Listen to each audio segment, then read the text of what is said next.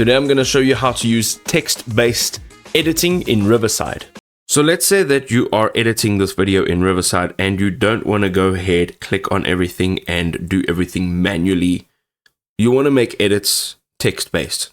What we need to do is go up to the top right-hand side, click on Co-Creator.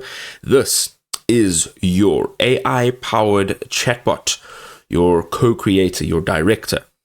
This will allow you to click in over here and text or type whatever you would like to do. So let us type in, remove all silences and make the video speed faster. You can also say, add a color adjustment to make it look like an old TV show. Now you can also click on suggestions. This will give you a bunch of suggestions, but ultimately what you're going to do is whatever edits that you'd like to make, you can type it in over here. Now, the thing is, if you are wanting to perhaps make this look like an old TV show and you don't know how to do that, this is a great way of doing this. Let's say you need to remove all of the silences.